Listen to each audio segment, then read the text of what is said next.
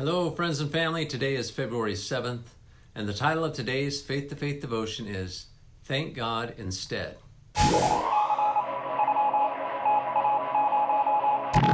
If possible, as far as it depends on you, live at peace with everyone. Romans 12:18. When I was a new Christian, it was almost impossible for me to live at peace with anyone. Almost every time I opened my mouth, I said something ugly.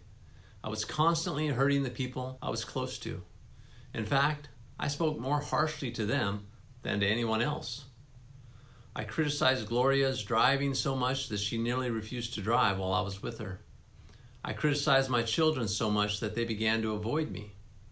I didn't want to be so insensitive, but I couldn't help it. I had a well-developed habit of speaking harshly, and I didn't know how to change it.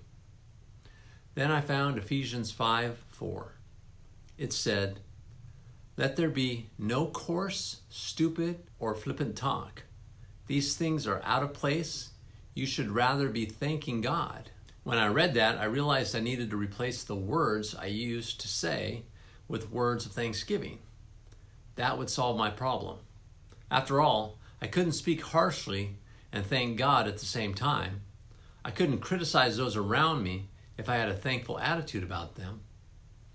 I immediately decided to put the principle to work in my life.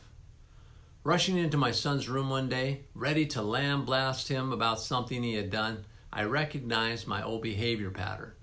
I just stopped and said to myself, the word says this kind of behavior is out of place, so I'm going to stop and thank God. I wasn't nearly as angry after I spent a few minutes praising and thanking the Lord. If you've developed the habit of speaking harshly, start changing that habit today. When someone crosses you on the job or at school or wherever, and you're tempted to tear into them with cruel words, stop. Then take a few moments to give thanks and praise to God. Once you begin thinking about how good God is, more often than not, those harsh, angry words will just slip away unspoken. Instead of using your tongue to tear people down, train it to lift God's praises up. Then living at peace with others will come easily to you. And the scripture reading for today is Ephesians 4:26 through 32 and 5:1 through 4. If you'd like to get a copy of this devotion or read it online, I'll put those links in the description below. And if you're enjoying these videos, I'd appreciate it if you hit the like button, subscribe, maybe share it with a friend, and then I will see you next time.